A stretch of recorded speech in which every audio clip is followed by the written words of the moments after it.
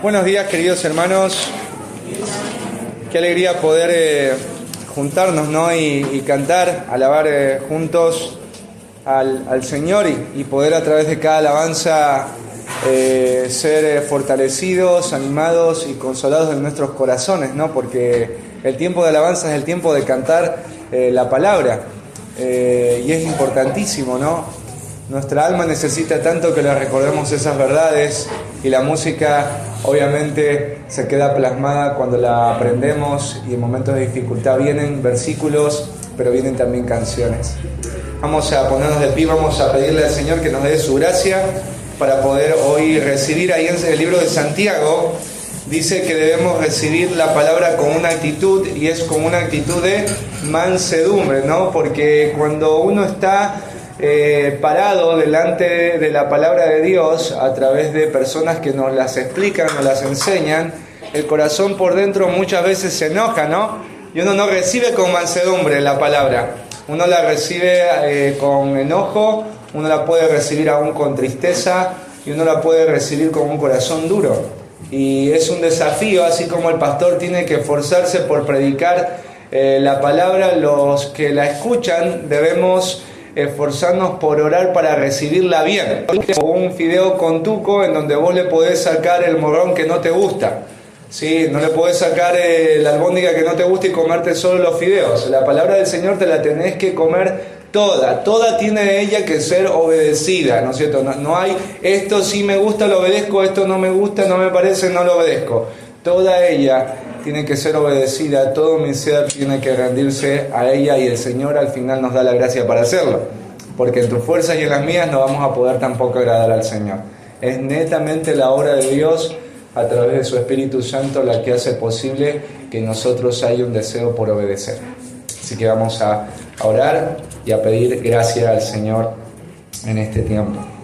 Bendito Dios y Padre, cuánto gozo es poder ser tus hijos, cuánto gozo es saber que nuestra alma tiene un refugio seguro, Señor, en ti.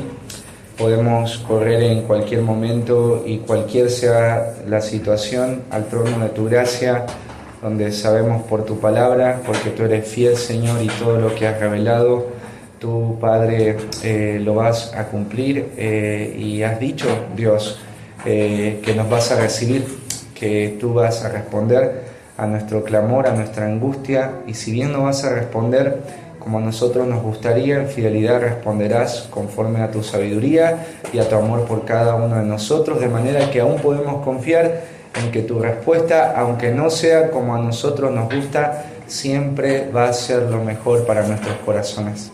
Señor, en esta mañana queremos rogarte que tú puedas disponer nuestros corazones para recibir con mansedumbre la palabra implantada, para que así con esa actitud nuestra vida produzca una vida justa delante de ti, una vida que traiga bendición, Señor, a la vida de las personas que viven con nosotros, una vida que te lleve la gloria, Señor. Gracias. Porque podemos tener también tu palabra, poder abrirla, poder tener personas que nos ayuden a entenderla. Gracias por tu Espíritu Santo que trae convicción a nuestros corazones de esa palabra y también pone el querer como el hacer para que tu voluntad sea cumplida a través de nosotros. Gracias, Señor, por también el regalo de poder ser parte de tu familia, la iglesia, el cuerpo de Cristo, la novia. En Él, Señor, te damos las gracias y te pedimos estos favores en Cristo Jesús. Amén. Amén. Así que podemos tomar asiento.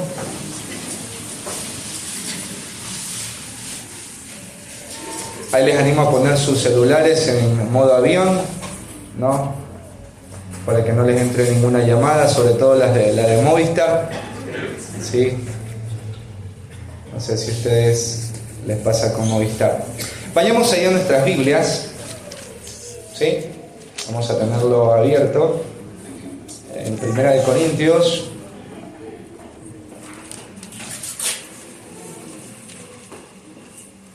capítulo 7.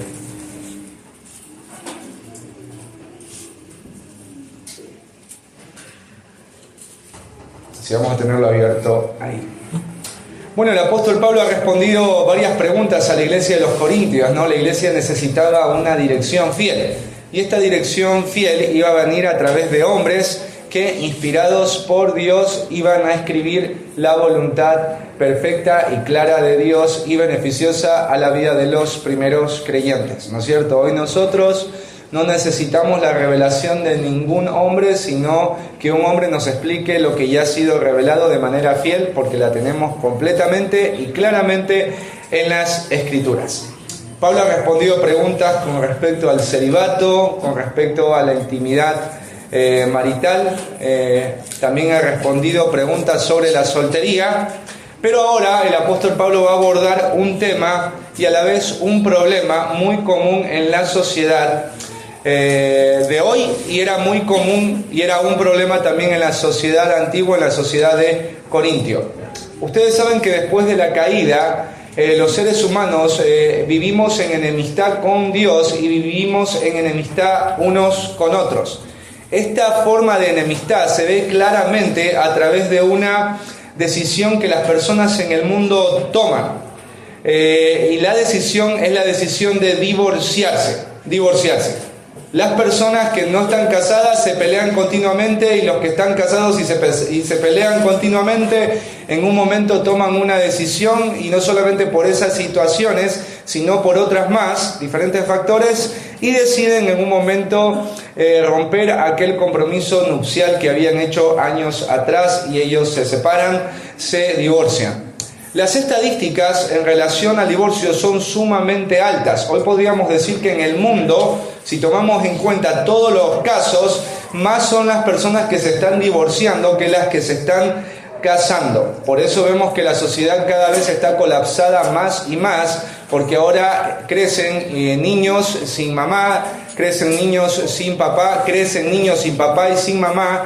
Y hay una sociedad rota, hay una sociedad herida, hay una sociedad que la está pasando muy mal, porque el núcleo de la familia, que es el matrimonio, cada vez está más fracturado, cada vez está más dividido. Pero estas estadísticas no solo son reales en el mundo, sino que son reales también dentro de la misma iglesia, dentro de aquellas personas que han profesado la fe cristiana. Hoy hay muchas estadísticas en donde hablan de que cristianos y cristianas se están divorciando de sus parejas. O sea que esto del divorcio no es algo que está sucediendo solamente en el mundo de no creyentes, sino que está sucediendo en el mundo de aquellos que han profesado amar a Cristo y amar al prójimo. Frente a esta realidad, frente a esta decisión que ha sido tomada por creyentes, ¿cuál es la guía o la dirección que la iglesia en tales condiciones debe tener hacia aquellos que han tomado este camino? O sea, ¿qué es lo que la iglesia debería presentar como criterio para poder acompañar a los hermanos y hermanas que han iniciado o han tomado esta decisión? ¿Cuál es la respuesta que la iglesia debería dar a estos casos? Porque el divorcio dentro de la iglesia es una posibilidad, una probabilidad, porque hay hermanos y hermanas que posiblemente estén pensando en divorciarse, se hayan ya divorciado, pero esto no hablando de no creyentes, sino de creyentes mismos, ¿sí?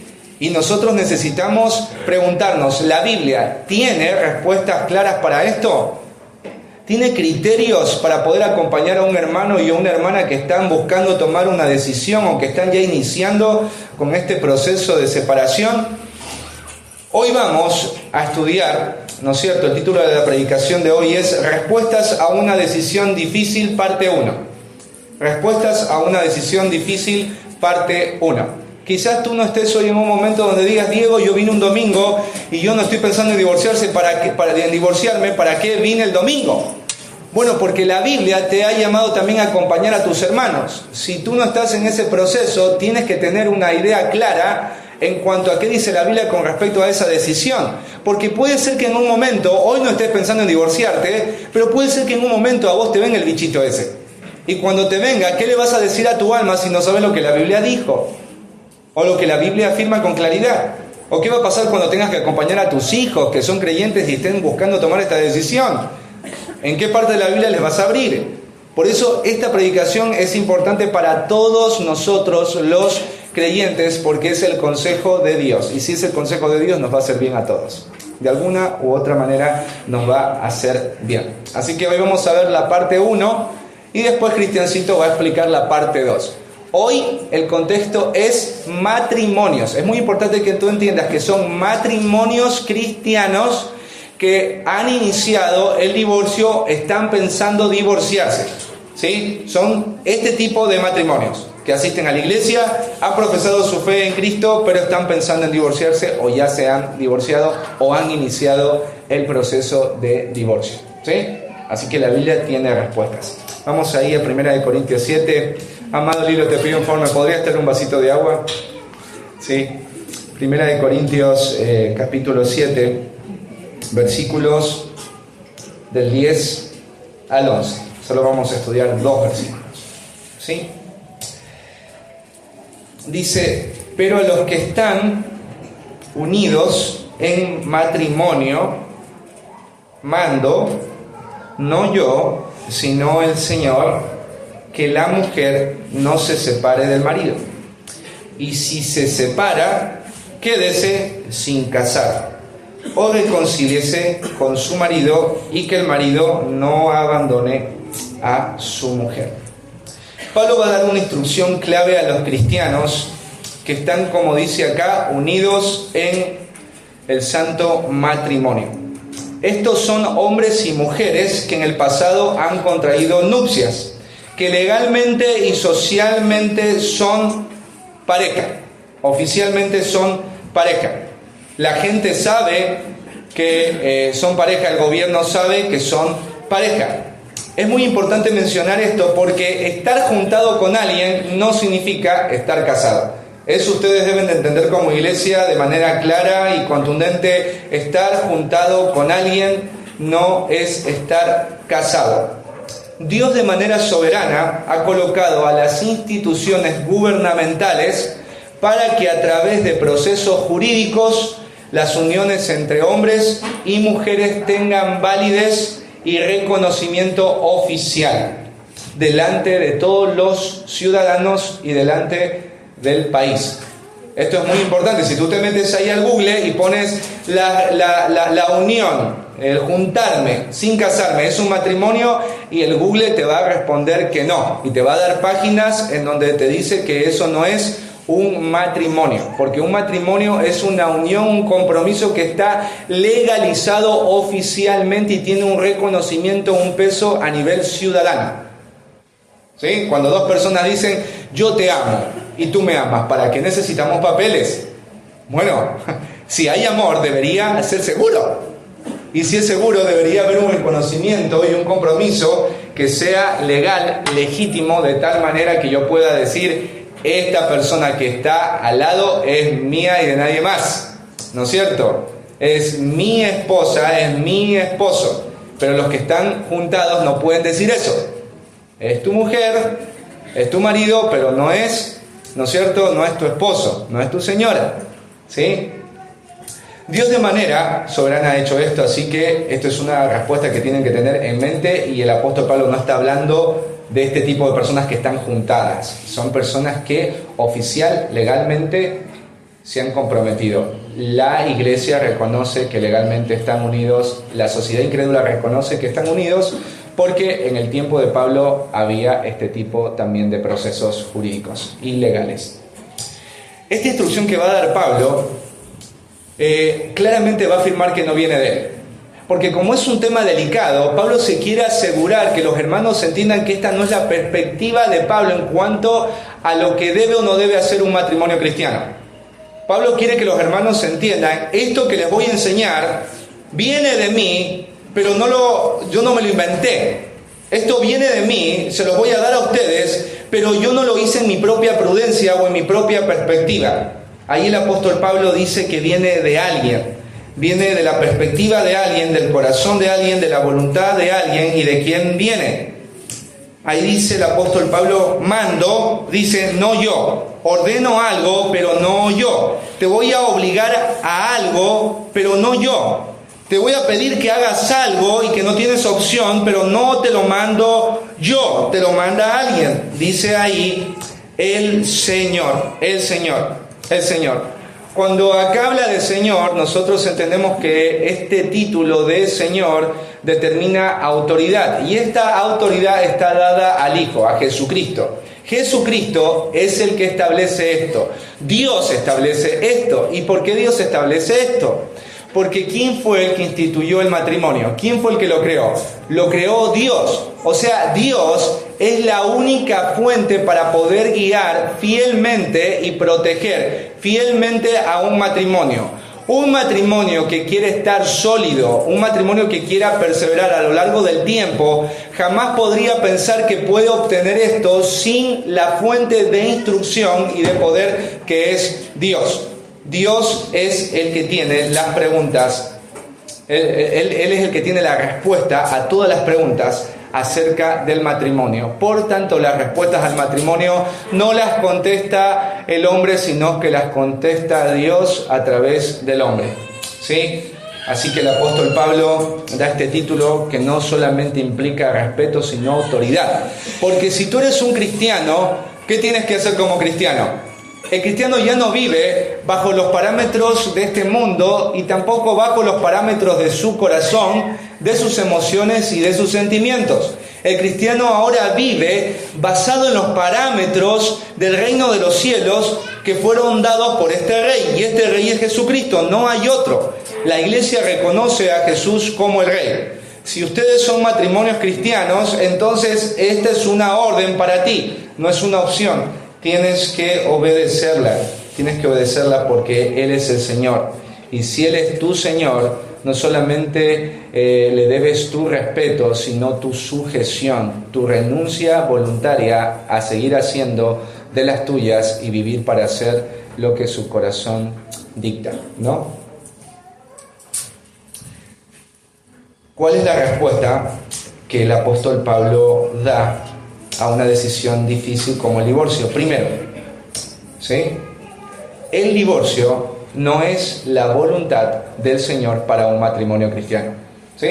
El divorcio no es la voluntad del Señor para un matrimonio cristiano. O sea, si una persona en la iglesia está pensando divorciarse continuamente o ya ha iniciado un proceso jurídico para divorciarse, ¿qué es lo que podríamos decirle a una persona en estas circunstancias? El divorcio no es la voluntad del Señor para un matrimonio cristiano, no es la voluntad, no es una puerta que yo debería escoger abrir como matrimonio. Es más, debería haber una puerta, debe haber ahí una pared de concreto con hierros. No puedo tomar una decisión como esa, ¿sí? No es una opción, no es una opción. Aquí el apóstol Pablo dice que la mujer no se separe del marido, que la mujer no se separe del marido. El sentido acá de la palabra separarse es interrumpir una asociación o relación, seguir caminos diferentes. La imagen de interrumpir sería como cuando Abraham y Lot se separaron, cuando ellos charlaron, porque ya no podían vivir juntos a causa de sus múltiples riquezas. Abraham le dijo a Lot: si tú te vas por la izquierda, yo me voy para la derecha. Si yo me voy para la izquierda, tú te vas para la derecha. Entonces, la idea era esta: nos vamos a dividir y vamos a tomar caminos tan diferentes, que sean tan diferentes que nunca haya la posibilidad de volvernos a chocar. Sí, esa sería la imagen de la palabra interrumpir. Esta palabra divorcio es la misma palabra que hoy nosotros usamos y que en ese tiempo sería la palabra interrumpir. Es muy importante para las personas que dicen: digo, pero no aparece acá la palabra divorcio. Bueno, porque ustedes saben que la Biblia no fue escrita en español, en castellano, sino en griego. Y en ese tiempo para divorcio se utilizaba la palabra que hoy se traduce como interrumpir, ¿no es cierto? Separar caminos, ir por diferentes vías. El hecho de que Dios diga de que los matrimonios no se divorcien no debería admirarnos a ninguno de nosotros. Porque miren ahí, por ejemplo, en Mateo, vamos a ir a Mateo, capítulo 19.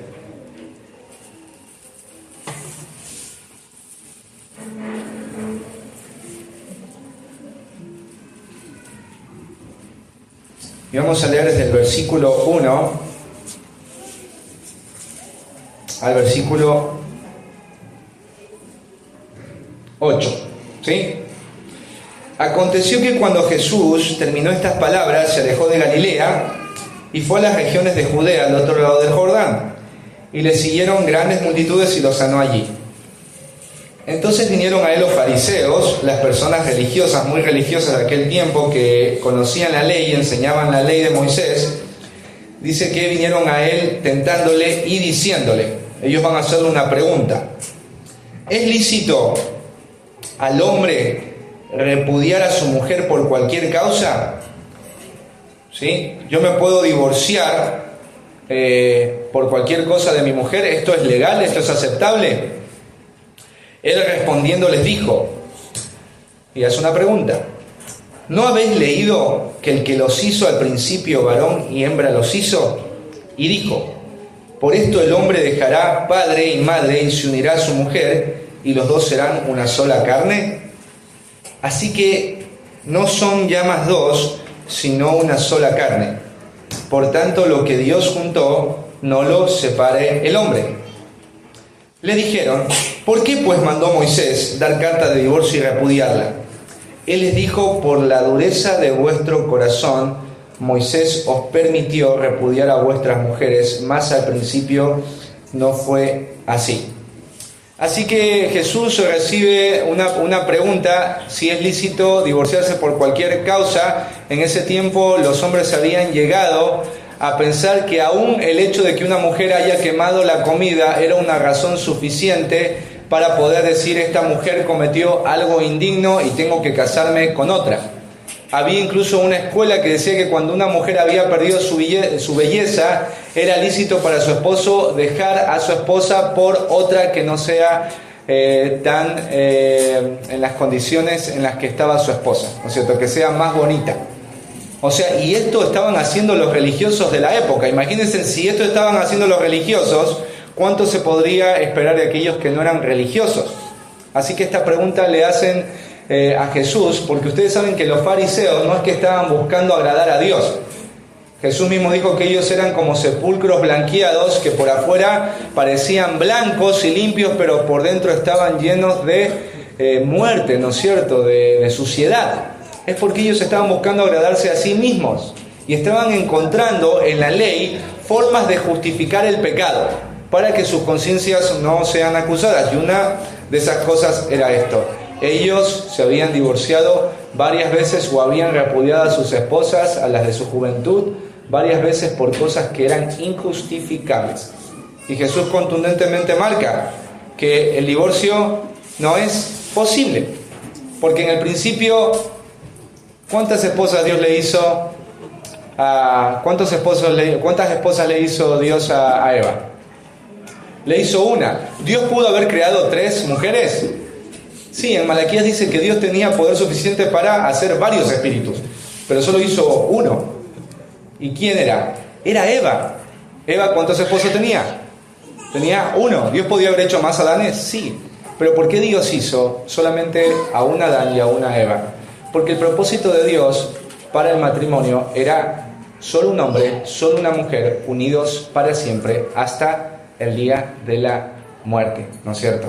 Jesús dice, lo que Dios unió, no lo separe el hombre. Cuando un hombre y una mujer se unen, ahí queda un sello.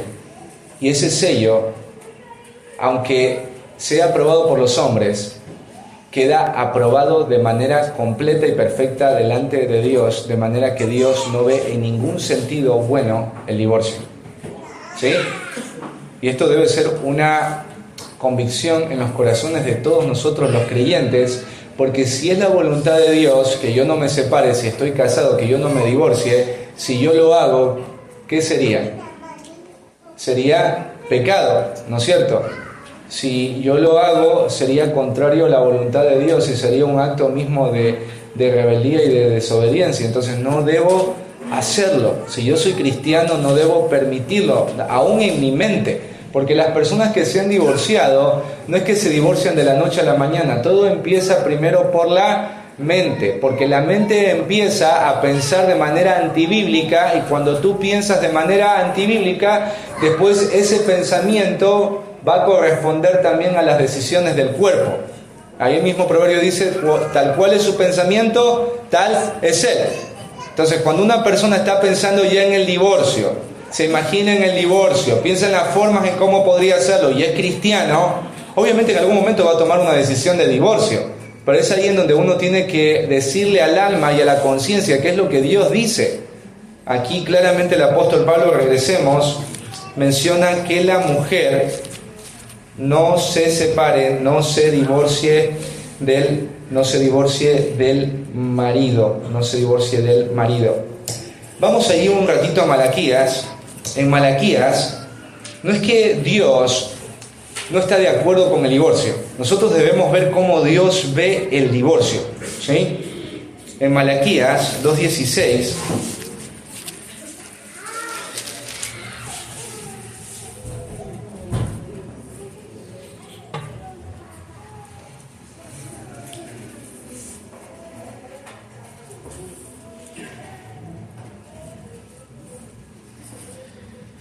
dice, porque Jehová Dios de Israel ha dicho que él aborrece el repudio. O sea, Dios es un Dios que ama, pero también es un Dios que odia. Y una de las cosas que él aborrece, que él odia, que él considera profundamente en su corazón como un disgusto y como algo completamente malo, algo que él va a sacar fuera de sí, es el divorcio. Dice acá que él aborrece el repudio.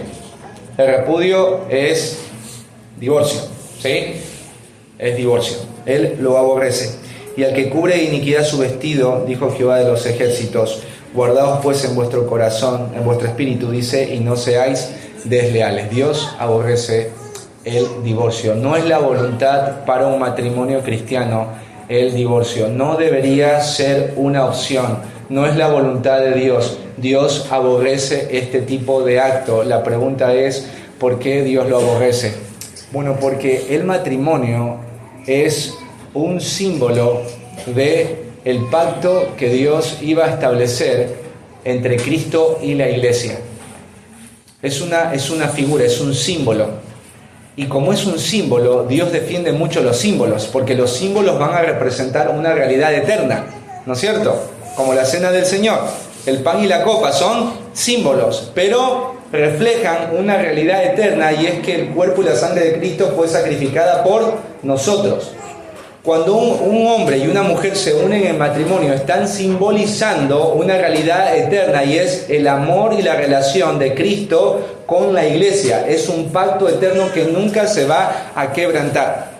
Entonces, en la iglesia, cuando el mundo mira a la iglesia, debería ver a hombres y mujeres que muestran ese simbolismo eterno del plan de Dios, que es Cristo y la iglesia unidos eternamente. Entonces, los cristianos no debemos violentar por ningún sentido ese simbolismo. Por eso Dios lo aborrece tanto, ¿sí? Así que esto es muy importante que nosotros traigamos a la mente cuando una persona dentro de la iglesia está pensando divorciarse, o en su corazón ya ha iniciado un proceso de divorcio. ¿Qué le podríamos responder? Lo que Pablo dice acá, que no se separe, que no es la voluntad de Dios. Mando no yo, dice, sino el Señor, ¿sí? Lo primero, el divorcio no es la voluntad del Señor para un matrimonio cristiano.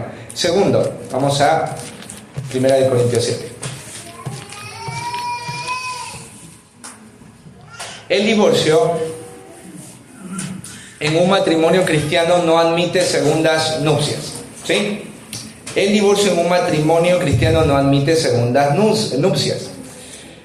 Bueno, acá tiene que ver con otro caso. El caso sería este, que personas vienen a la iglesia, o que están en la iglesia y ya se divorciaron, ya tomaron esa decisión, ya legalmente ya no están más unidos, ¿sí? ¿Qué le respondemos a estas personas? Estas ya tomaron, ¿sí? Ya lo hicieron. Entonces me imagino ahí a los corintios preguntando, Pablo, ¿qué hacemos? Hay hermanos en la iglesia, bueno, está bien. A los que se quieren divorciar le decimos que Dios manda que no lo hagan. Pero los que ya lo hicieron, ¿qué hacemos? ¿Qué se hace en ese sentido? Bueno, Pablo dice, no se puede volver a casar. No hay segundas nupcias. Sabes, es muy importante entender que en este mundo entró el pecado. Y el pecado ha producido que las personas se comporten y decidan de maneras que son hostiles y perjudiciales para otros. O sea, hay personas que dentro del matrimonio, aunque son cristianos, aún viven con una naturaleza pecaminosa. Y esta naturaleza pecaminosa a veces controla e influencia de tal manera sus vidas que tienen un comportamiento perjudicial o peligroso para la pareja con la que se han casado. Y cuando es así, hay mujeres y hombres que ven como una probabilidad el divorcio. Y hay personas obviamente cristianas que ya lo han hecho. Miren acá, por ejemplo, algunos casos. ¿Qué sucede cuando un esposo cristiano es continuamente violento y abusivo? ¿Qué pasa cuando un esposo es muy enojón, ¿no es cierto? Es una persona violenta con sus palabras, incluso usa sus manos, es una persona agresiva? ¿Qué pasa con una mujer cristiana que vive todos los días este martirio de un esposo que no tiene dominio propio, pero es cristiano? Entonces esta mujer llega un momento en que toma la decisión, ¿no es cierto?, por continuos años de agresión y de violencia, tomar la decisión de divorciarse y lo hace. ¿Sí?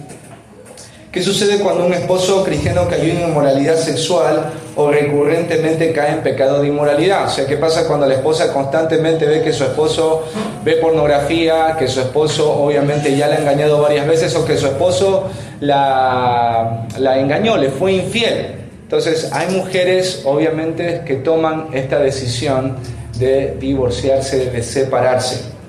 ¿Qué sucede cuando un esposo cristiano continuamente cede a sus deseos de consumo de sustancias, que son cristianos pero constantemente de alguna manera vuelven a las drogas? ¿No es cierto? Esto es una realidad. ¿Qué pasa con esa mujer? ¿Qué sucede cuando un esposo cristiano abandona a su esposa y a sus hijos sin ningún tipo de respuesta? ¿No? Se casó esta persona en la iglesia, le vimos a este hombre durante varios años con su esposa y después la abandonó. Él se bautizó, participaba de la cena del Señor, servía en un ministerio, pero ahora se fue, no sabemos nada de él, dejó a su esposa y a sus hijos. ¿Qué hace la esposa? ¿No es cierto? La esposa espera unos años y después toma la decisión la esposa de divorciarse. ¿Qué sucede cuando un esposo cristiano pone en riesgo a la mujer y a los hijos a través de sus decisiones? En el caso de los corintios, posiblemente una de las razones que movían a muchas mujeres a iniciar el divorcio era que muchas de ellas querían estar en estado de celibato para que a través del celibato ellas puedan estar más cerca de Dios y puedan agradar más a Dios. Que esto obviamente Pablo ya lo corrige, ¿no? La persona célibe no es que va a honrar más a Dios de la que está casada, ¿sí? Solo va a ser guardada de la inmoralidad sexual. Casos como estos podrían, hermanos, en algún momento llevar a una mujer a tomar una decisión tan difícil como el divorcio. ¿Qué sucede cuando una mujer ya tomó esta decisión? Bueno, Pablo dice ahí, y si se separa, dice, Pablo no, dice que es, Pablo acá el verbo, la forma en la que está escrito este verbo es un indicativo, no es un imperativo. Y lo pone Pablo, lo establece como una probabilidad. O sea, así como en el mundo incrédulo es probable que alguien se divorcie, es muy posible que dentro de la iglesia alguien tome esta decisión tan difícil. Hay una probabilidad. ¿Y qué pasa cuando esta probabilidad ya no se convirtió, ya no es una probabilidad, sino ya se efectuó? Ya una mujer se divorció. Esta mujer podría llegar a pensar, ahora puedo rehacer mi vida, ahora puedo casarme y tener una relación con un hombre que verdaderamente me ame, un hombre que verdaderamente me cuide, un hombre que verdaderamente me pastoree, un hombre que verdaderamente haga lo que el otro no hizo. Bueno, aquí el apóstol Pablo contundentemente afirma lo siguiente, ¿sí? Esto lo hace Pablo, pero es una orden del Señor. Dice, y si se separa, una probabilidad, no es una orden. Yo no puedo tomar este texto, vuelvo a repetir, para decir yo me puedo divorciar. Dios no quiere eso. Pero ¿qué pasa cuando ya sucedió? Bueno, dice que esta mujer se debe quedar sin casar. se debe quedar sin casar. ¿Qué significa quedarse sin casar? Que no puede volver a contraer una segunda nupcia, que debe permanecer en ese estado hasta el día de la muerte de su cónyuge, porque ella un día hizo un voto de permanecer fiel a un solo hombre delante de Dios, y ese hombre es el hombre del cual ella se divorció. Ella no podría rehacer su vida, ¿sí? Por ahí hay a veces hermanos o hermanas que están ahí esperando que algo suceda, ¿no?, para poder divorciarse, pero no están pensando solamente en ser libres, sino en ser libres para rehacer su vida. La Biblia no te dice que esto es rehacer la vida. La vida de un cristiano es honrar a Cristo. Ese es rehacer la vida para un cristiano, honrar a Cristo obedeciendo su palabra. Entonces, si tú estás en una situación así, o sea, si tú te casaste en la iglesia con un hombre que venía a la iglesia y los dos eran cristianos y pasaron cosas terribles y después tomas la decisión de divorciarte, no vas a poder volverte a casar hasta que esta persona con la que te casaste muera. No vas a poder volverte a casar. Vas a tener que mantenerte fiel a los votos matrimoniales que hiciste delante de Dios. Permanecer para un solo hombre hasta el día de la muerte, porque estás honrando un pacto que hiciste. La otra persona no lo honró, pero tú tienes que honrarlo, porque eso es lo que manda el Señor. Quédese sin casar. ¿Qué pasa si una mujer cristiana dice, igual yo quiero ser feliz? ¿Sí? Porque hay muchos cristianos que son sensuales, ¿no? ¿Qué significa un cristiano sensual? Un cristiano que dice, lo siento, lo hago, me hace feliz, lo tomo. Siguen viviendo como antes vivían en el mundo. ¿Qué pasa cuando un cristiano dice, igual yo sé que no me debo casar, pero lo quiero hacer? Bueno, miremos ahí lo que dice ahí en Lucas 16, 18.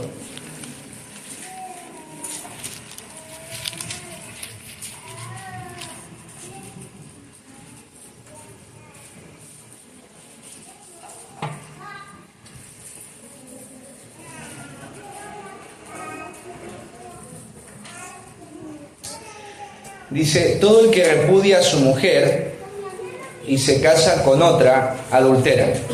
Y el que se casa con la repudiada del marido, adultera. ¿Sí? Cuando una persona ha repudiado a su cónyuge y se casa con otra, ¿qué pasa? Ese rehacer la vida, ese volver a ser feliz delante de Dios se llama adulterio. O sea, por más que la persona esté bien y esté viviendo feliz, son dos adúlteros viviendo en incredulidad delante de Dios. Ellos no están honrando en ningún sentido a Cristo, ¿sí? Eso es lo que nosotros deberíamos pensar. Y si alguien dentro de la iglesia que ya estuvo casada con un creyente, acuérdense que este es el contexto de dos creyentes, ¿sí? Entonces no puedes volver a hacerlo. Y si lo haces, estás en una relación adúltera, por más que el gobierno la legalice, por más que tu familia esté feliz por ti, no lo puedes hacer. Estarías en pecado delante de Dios, y eso obviamente ameritaría una expulsión de la iglesia, porque los adúlteros no tienen parte en el reino de Cristo. Es sumamente fuerte esto, pero es lo que Pablo explica. Pablo dice acá que no se puede hacer. Sí, una persona viviría en pecado. Así que la segunda, si una persona se divorcia, no puede rehacer su vida a través de segundas nupcias. ¿Se entiende esta parte, no? Tercero, ¿sí? Vamos otra vez a volver a 1 Corintios.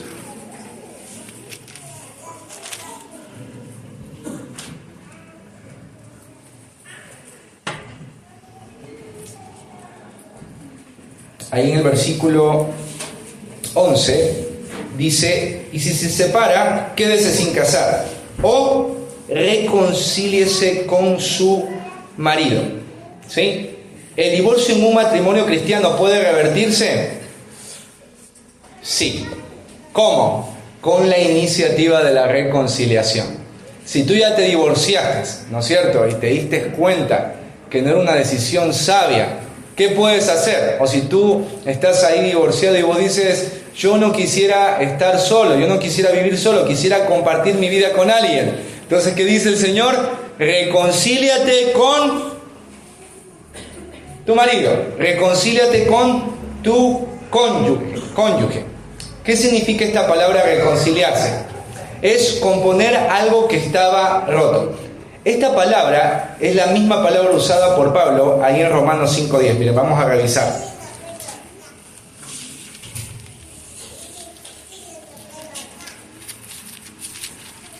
Romanos capítulo 5, versículo 10.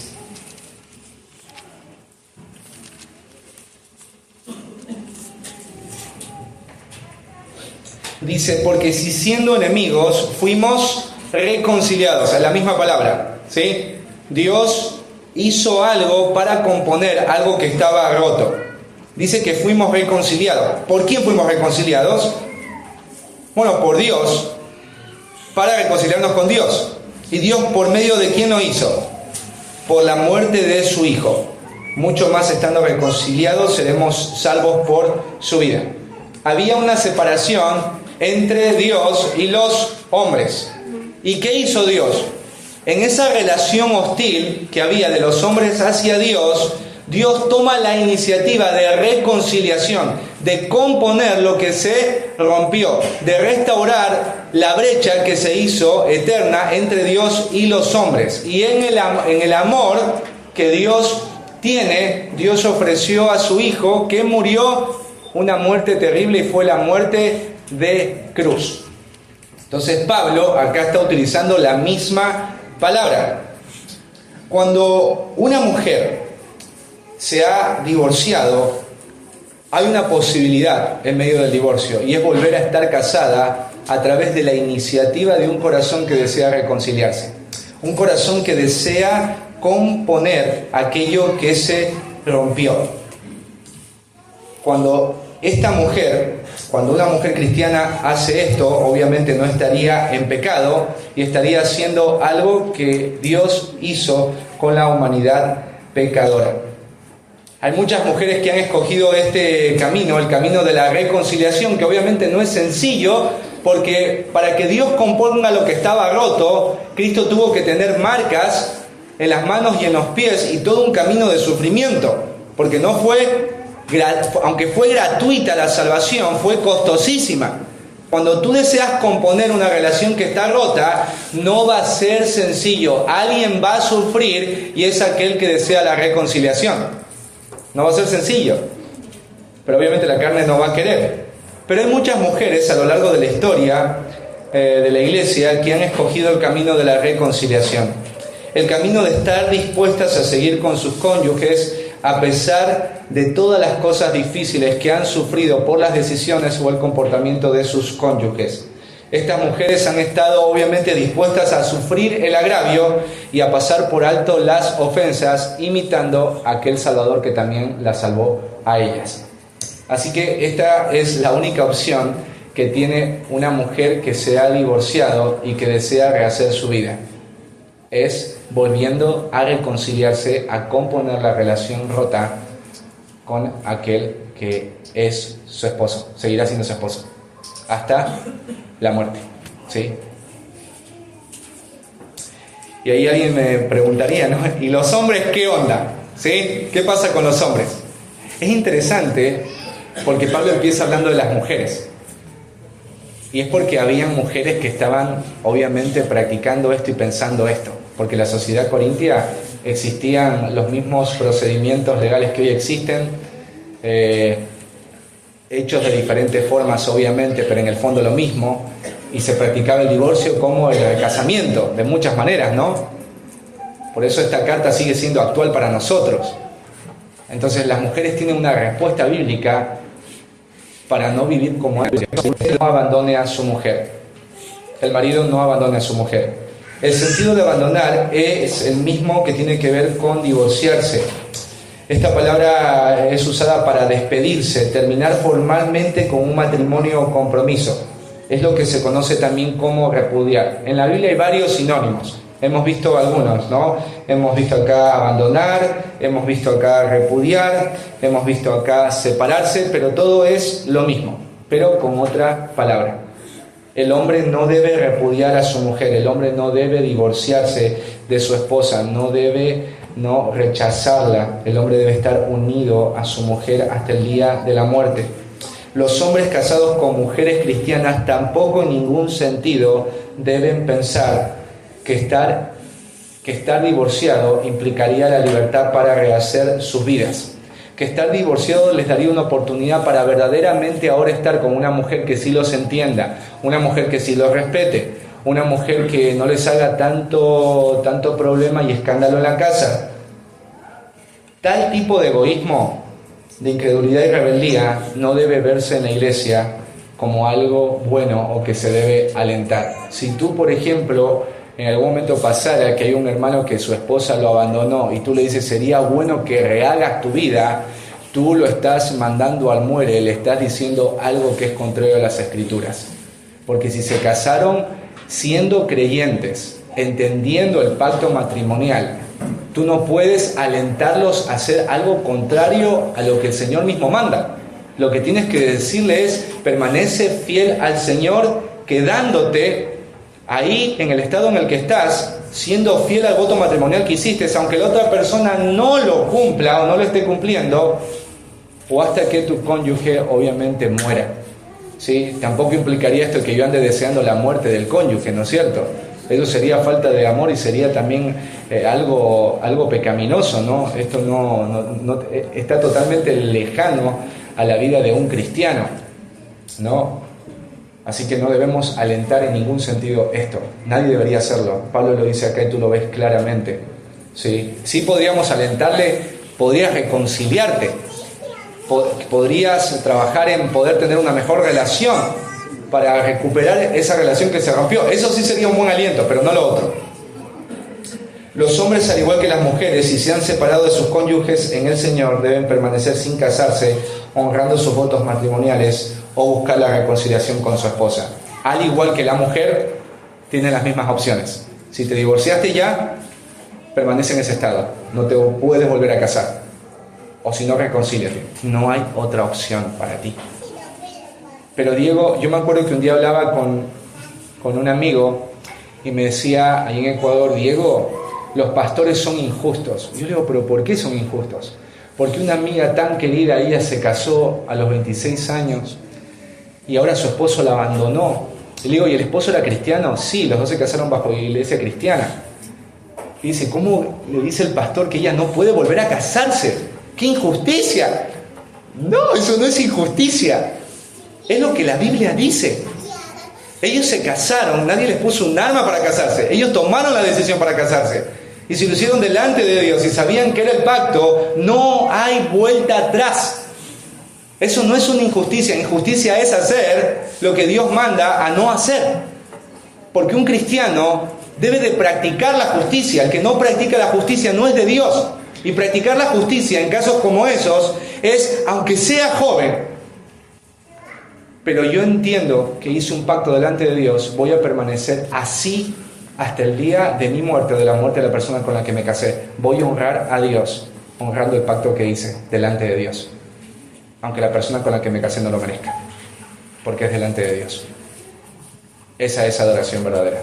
Lo otro es solamente carnalidad, egoísmo, incredulidad y rebeldía. No debe verse en un creyente. ¿Cuáles son las implicaciones? El matrimonio, hermanos, es para toda la vida. Usted debe permanecer amarrado del pupo de su esposa para siempre, hasta el día de la muerte. Así Dios lo hizo. Así Dios lo quiere. Por eso uno debe pensar muy bien con quién se va a casar. Para eso sirve el noviazgo, queridos jóvenes. Para que en el noviazgo aproveches para ver con quién te casas. No es para ir a tomar helado, ir al cine, ir a comprarte ropa, viajar. Es para ver con quién te vas a casar, para conocer a la persona, para orar, para que Dios revele. Porque una vez que te casas no hay vuelta atrás. Si usted se casó con un lobito, con el lobito permanecerá casado hasta el día de su muerte o de la muerte del lobito. No hay vuelta atrás. Y lo mismo el hombre. Si usted se casó con una lobita, va a tener que estar casado con esa lobita hasta el día de tu muerte. porque tú tuviste la oportunidad de conocerla en el noviazgo, pero no aprovechaste el noviazgo para algo genuino, como es la oración y el consejo de personas, de mujeres y hombres piadosos. Tienes que quedarte así. ¿Sí? No, Dios no es injusto, tú tomaste una decisión y ahora tienes que vivir en esa decisión como cristiano, ¿no? El divorcio no es el plan de Dios, pero a causa del pecado en los corazones de las personas es una probabilidad dentro y fuera de la iglesia. ¿Sí? Hay casos en donde es necesaria la separación y las mujeres lo ven como una probabilidad y lo han tomado como decisión. Así que no debería nosotros admirarnos que en algún momento alguien diga, somos cristianos y tomamos esta decisión. ¿Cómo que la tomaron? Bueno, porque uno tampoco sabe todo lo que hay detrás, ¿no? Pero obviamente el divorcio no anula los votos matrimoniales. Si un día delante de Dios tú como creyente te comprometiste a ser fiel a una persona hasta la muerte, entonces no podrás rehacer tu vida con otra persona. Hacerlo sería adulterio. La única manera de que hayan segundas nupcias es que tu cónyuge fallezca. Si tú te enteras de un caso así, tú le abres la Biblia y le dices, tú no te puedes volver a casar jamás hasta que tu cónyuge muera, porque tú debes ser fiel a un pacto que hiciste delante de Dios de permanecer unida a un solo hombre hasta el día de la muerte. ¿Sí? No hay opción para dos personas cristianas que se han casado. ¿Sí? Si estás pensando en divorciarte de tu cónyuge creyente por razones de incompatibilidad o pecaminosidad, te quiero animar a pedir consejo a las autoridades de tu iglesia. Los pies apresurados acarrean desgracias y en la multitud de consejeros se afirman los pensamientos. Si tú durante años dices, no soy compatible, vivimos a los gritos, vivimos a los rasguños, al tiro, puñalada, es insostenible, ¿no es cierto? Hay mucha pecaminosidad, hay agresión, hay constante pleito, hay constante rencilla, hay constante amargura. Antes de tomar una decisión, pide consejo. Dice que en la multitud de consejeros los pensamientos se afirman. Hay gente que toman estas decisiones sin haberle pedido consejo a nadie, ¿no? Y cuando tú tomas decisiones apresuradas, también pueden llevarte a una desgracia, porque el divorcio no arregla ni soluciona nada. Puede ser que te dé paz por algún momento en algunas áreas, pero no es lo que necesita un matrimonio. Pero a veces por razones se da y es probable. ¿Sí? Si ya hiciste el divorcio o estás en el proceso de divorcio con tu pareja cristiana, ¿por qué no buscas consejería bíblica con tu cónyuge? Para poder así buscar la reconciliación y la restauración en su matrimonio. Si en tu mente, querido hermano, ya estás pensando en divorciarte, ¿no es cierto? ¿Por qué no buscas consejería?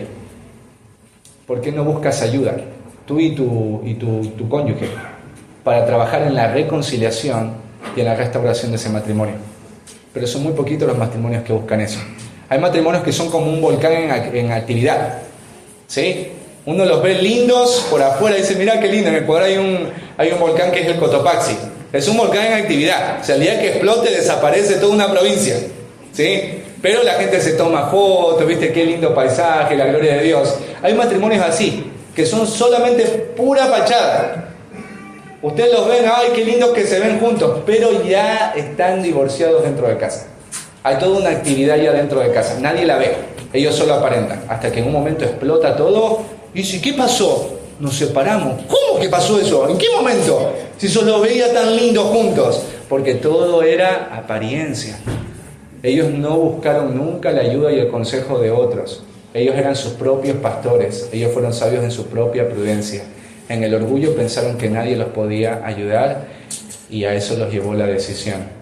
Pero si tú estás en ese proceso de pensar o ya has tomado decisión y ya han hablado con tu esposo de esto, hermanos, ¿por qué no buscas consejería? ¿Por qué no buscas la reconciliación? ¿Por qué no buscas la restauración como Cristo también lo hizo? ¿Sí?